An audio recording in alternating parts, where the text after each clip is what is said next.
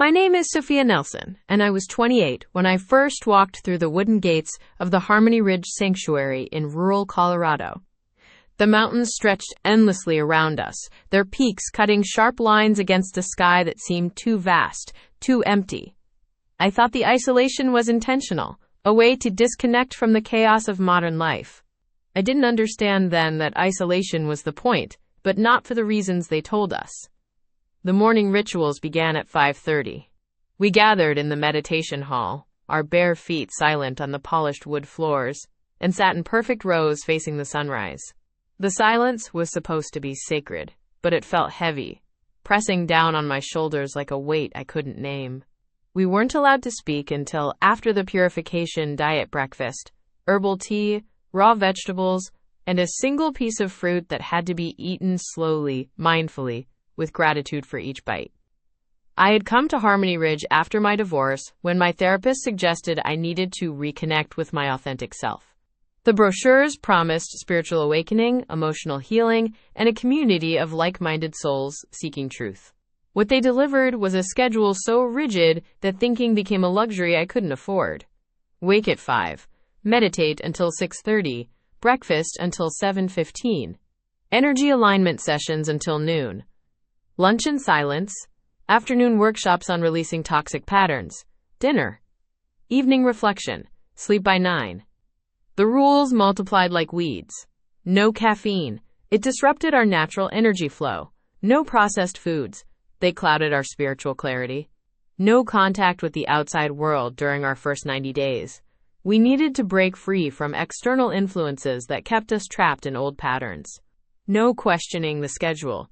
Doubt was just our ego resisting transformation. I had been a marketing coordinator in Denver before this, living in a small apartment with too many houseplants and a cat named Mochi. My life felt ordinary, predictable, safe in its mundane rhythms. After David left, taking half our furniture and all of our shared dreams, that safety felt like suffocation. I needed something different, something that would crack me open and rebuild me into someone stronger. The other residents seemed so certain, so peaceful in their acceptance of the daily structure. They spoke in soft voices about energy alignment and soul purification, their eyes bright with something I desperately wanted to feel. They welcomed me with warm hugs and knowing smiles, telling me I was exactly where I needed to be, that my pain was just the old self dying to make room for my true essence. For the first month, I felt grateful. The mountain air was clean and sharp in my lungs. The vegetarian meals, though sparse, tasted somehow more real than anything I'd eaten in the city. The meditation sessions left me feeling hollow but strangely light, as if I was finally learning to let go of the weight I'd been carrying. But as weeks turned into months, something began to shift. The gratitude felt forced, performed rather than felt. The other residents' smiles seemed practiced, their conversations following the same patterns, using the same phrases about releasing resistance and embracing transformation. When I mentioned missing my cat, or wondering how my sister was doing, they would gently redirect me back to the present moment, reminding me that attachment to the outside world was keeping me from true freedom. The workshops grew more intense. We were encouraged to share our deepest traumas, our most shameful secrets in front of the group. They called it radical vulnerability. But something about the way our confessions were received, noted, cataloged, remembered, made my skin crawl. The facilitators took careful notes, and I began to notice how our personal revelations would later be woven into private counseling sessions, used as evidence of our need for continued healing. By my 4th month, the mountain sanctuary that had once felt like refuge began to feel like a cage. The gates that had welcomed me now seemed designed to keep us in, rather than keep the world out. The schedule that had provided structure now felt like a leash, and the community that had embraced me now watched my every move with eyes that missed nothing. I started paying attention to things I had previously ignored, the way conversations stopped when certain people entered a room, the fact that our mail was collected and distributed by the administrative staff, who mentioned that some letters contained negative energy that could disrupt our healing process. The subtle but constant message that questioning the program meant we weren't ready for transformation, that doubt was a sign of spiritual immaturity. Late at night, lying in my narrow bed in the shared dormitory, I would stare at the ceiling and feel something cold and sharp growing in my chest. It took me weeks to recognize what it was. The quiet, persistent voice of my own intuition, whispering that something here was deeply, fundamentally wrong. The morning meditation sessions became my first real glimpse into how deeply the control ran. Marcus Nelson, our mindfulness teacher, had a way of moving through the circle that made everyone straighten their spines before he even spoke. He was perhaps 45, with graying temples and hands that gestured like he was conducting invisible music. When he first arrived at the sanctuary 6 months into my stay, I felt grateful. Finally, someone who understood the racing thoughts that kept me awake, the anxiety that had driven me here in the first place. "Your sensitivity is actually a strength, Emma," he told me during our first private session. "Most people spend their whole lives numbing themselves to avoid feeling what you feel naturally. We just need to channel it properly." His office was in the administrative building, a space I rarely entered. The walls were lined with books on consciousness and healing, and he kept detailed journals about each resident's progress. He explained that my emotional intensity, which had always felt like a burden, was actually a gift that needed careful cultivation. For the first time in years, someone was telling me that my struggles weren't weaknesses to overcome but strengths to harness. The individual sessions became the highlight of my weeks. Marcus would listen as I described the overwhelming feelings that had plagued me since childhood, the way crowds made my skin crawl, how I could sense tension in a room before anyone spoke. He nodded with understanding, taking careful notes, asking gentle questions that helped me articulate experiences I'd never been able to explain. "The outside world doesn't understand people like us," he would say, his voice low and conspiratorial. "That's why places like this exist. That's why you need to be very careful about who you trust with your progress." It was Marcus who first suggested that my family might not understand my transformation. During our 3rd month of sessions, when I mentioned wanting to call my sister, he leaned back in his chair and studied me with those pale blue eyes. "Emma, I want you to consider something. The people in your old life, they knew you as broken, didn't they? They were comfortable with your pain because it made them feel better about themselves. What happens when you return to them healed?" The question lodged itself in my mind like a splinter. When I thought about my sister's voice on the phone, the way she used to sigh when I called her crying, I began to wonder if Marcus was right. Maybe my family preferred me damaged. Maybe that's why they hadn't visited, why their letters had become less frequent. "I think it would be best if we limited outside contact during this crucial phase of your development," Marcus suggested gently. "Just until you're stronger. Just until you can maintain your center around people who might try to pull you back into old patterns." The transportation restrictions started so gradually I barely noticed them. First, Marcus mentioned that the weekly trips to town were disruptive to the meditation schedule. Then the van that had brought supplies twice a week began coming only once. The residents who had cars found reasons why they couldn't drive to town: mechanical problems, insurance issues, the need to focus on inner work rather than material concerns. "Everything you need is here," Marcus reminded us during group sessions. The constant desire to go somewhere else, to be somewhere else, is just the ego's resistance to transformation. I began to notice that Marcus always seemed to know who was planning to leave the sanctuary, even before they announced it. Anthony Caldwell, a quiet man who'd been there longer than anyone, mentioned wanting to visit his elderly mother. Within days, he was having intense one-on-one sessions with Marcus about abandonment patterns and the spiritual significance of staying committed to the process. Anthony never made it to see his mother.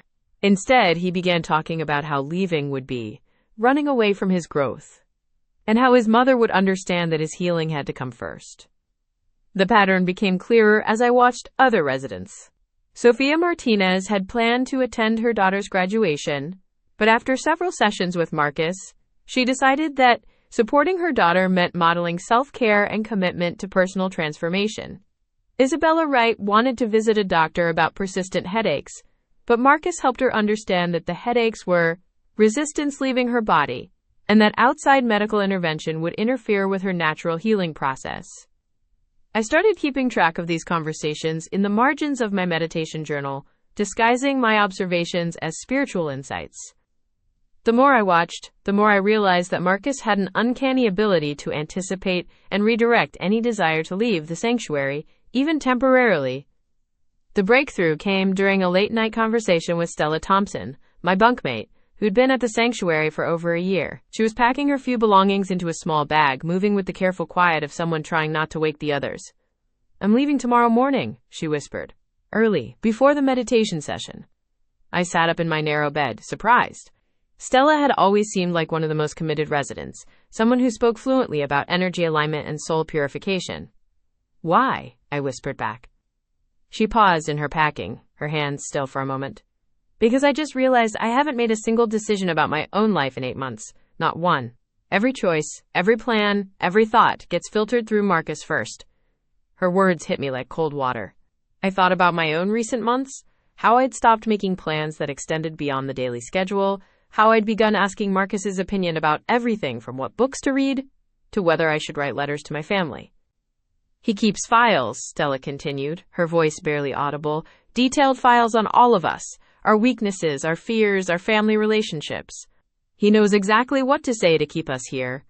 She was gone before dawn, and by breakfast, Marcus was explaining to the group how Stella had chosen fear over growth, and how her departure was a reminder of how easy it is to abandon our commitment to transformation when the work gets challenging.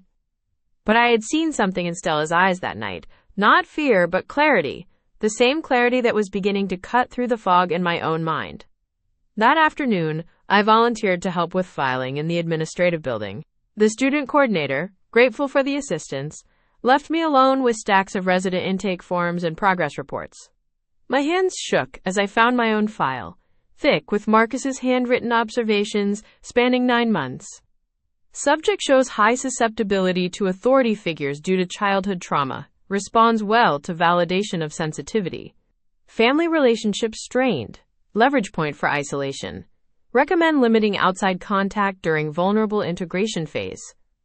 The clinical language made my stomach turn. Below that, detailed notes about every private conversation we'd had, every vulnerability I'd shared, every fear I'd confessed. My trust, my pain, my desperate hope for healing, all of it cataloged and strategized. I found Anthony's file next, then Sophia's, then Isabella's. Each one contained the same cold analysis, the same strategic recommendations for maintaining control. Transportation restrictions were listed as environmental controls to prevent regression. The isolation from family was termed protective boundaries during transformation. The files revealed a systematic approach to psychological manipulation that made my hands shake as I read. Marcus wasn't helping us heal. He was studying us, learning our weaknesses, and using our own pain to keep us trapped. As I carefully returned the files to their proper places, I realized that my growing unease had been justified. The mountain sanctuary wasn't a place of healing. It was a carefully constructed prison, and Marcus Nelson was its architect, using our trust and our trauma as the bars. The files burned in my memory as I walked back to my cabin that evening. Every step felt deliberate, measured. I couldn't let my face betray what I'd discovered. The mountain air carried the scent of pine and wood smoke from the communal fire, where residents gathered for evening reflection. Their voices drifted across the compound, discussing energy alignment and spiritual breakthroughs, while I carried the weight of knowing it was all orchestrated manipulation. That night, I lay awake listening to the silence between the walls. The cabin felt smaller somehow, more like a cell. I thought about Stella Nelson, wherever she was now, and wondered if she'd discovered the same truth. Had she seen her own file? Had she realized that Marcus's gentle guidance was actually calculated control? The next morning brought the usual routine: meditation at dawn, communal breakfast, work assignments. I moved through it mechanically, hyper-aware of every interaction with Marcus. When he asked how I was processing Stella's departure, his concerned expression felt like a mask. When he suggested I might benefit from additional one-on-one sessions to work through any abandonment triggers, I nodded and agreed, even as my skin crawled. But I began to watch, really watch. I noticed how Marcus always positioned himself near the transportation shed during work periods, how he carried the only set of keys to the community vehicles on a chain around his neck, how residents who asked about visiting family were gently redirected to focus on the work here first. how our phones, surrendered during the, quote, digital detox phase, were kept in a locked cabinet in his office. During lunch preparation, I overheard Anthony Nelson, a newer resident who'd arrived just weeks before, asking Emma Nelson about contacting his sister. Emma's response was practiced, almost scripted. Remember, external relationships can pull us back into old patterns. Trust the process. That afternoon, I volunteered for kitchen duty and found myself working alongside Isabella Nelson, who'd been at the sanctuary for over a year. As we chopped vegetables in comfortable silence, I tested the waters. "I've been thinking about my family lately," I said carefully, "missing them." Isabella's knife paused mid-chop. She glanced toward the doorway, then leaned closer. "The missing gets easier," she whispered, "but the wondering doesn't." "Wondering?" "About whether they're okay, whether they think we just disappeared." Her voice was barely audible. "I had a daughter, before. She'd be starting high school now." The knife trembled in her hand. I wanted to ask more, but footsteps in the hallway made us both straighten, returning to our work with forced normalcy. That evening, I made my decision.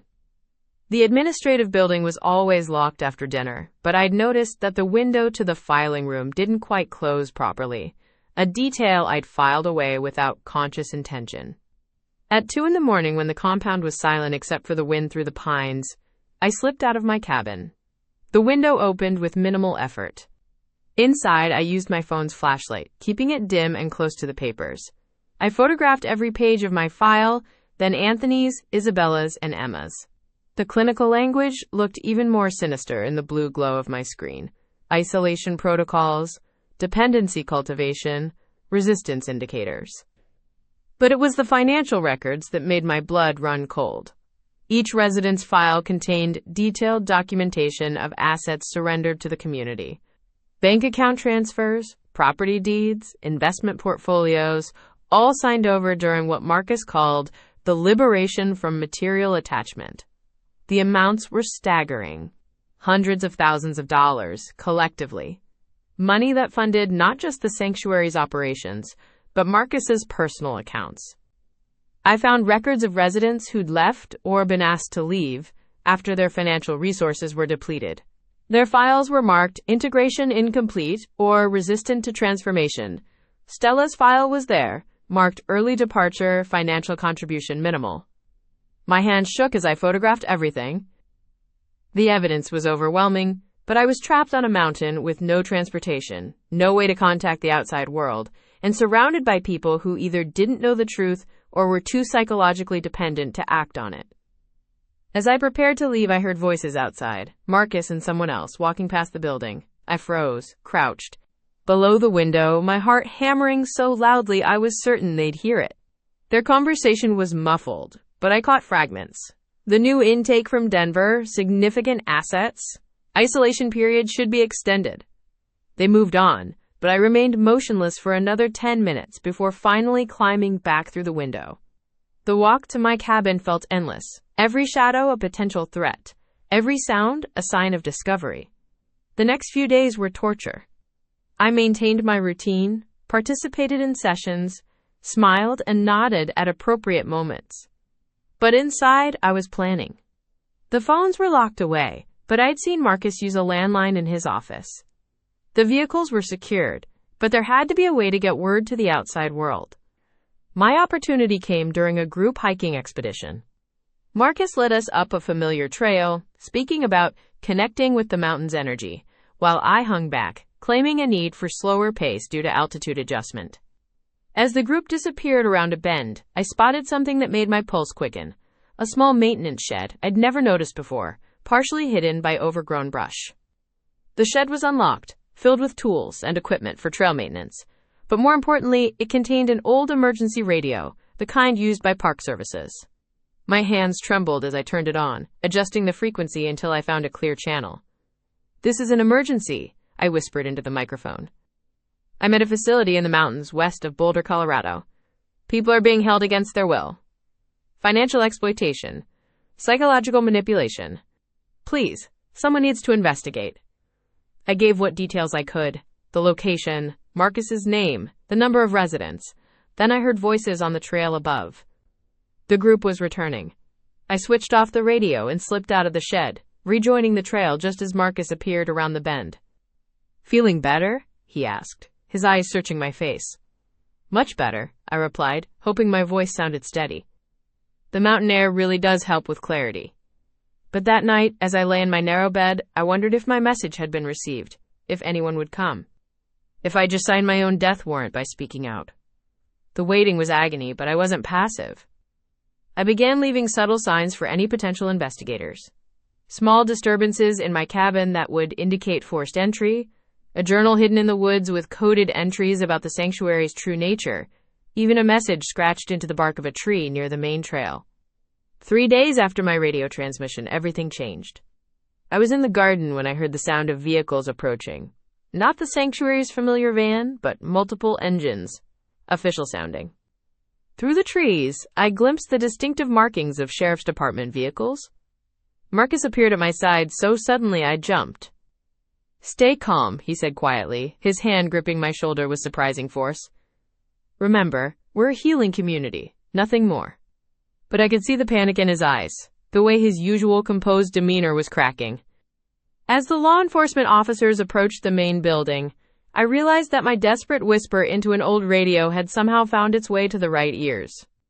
The next few hours were a blur of questions, interviews, and careful documentation. I showed the officers the administrative building, the locked phone cabinet, the files I'd photographed. Other residents were questioned separately, and slowly, the truth began to emerge. Isabella broke first, sobbing as she told them about her daughter, about the money she'd signed over, about the months of isolation and manipulation. Anthony followed, then Emma, then others. The dam of silence that Marcus had so carefully constructed finally burst. As the sun set behind the mountains, I watched Marcus being led away in handcuffs. He looked smaller somehow, diminished without his aura of spiritual authority. The sanctuary that had felt like a prison just hours before, now felt like what it really was. Just buildings and trees, empty of the power we'd given them.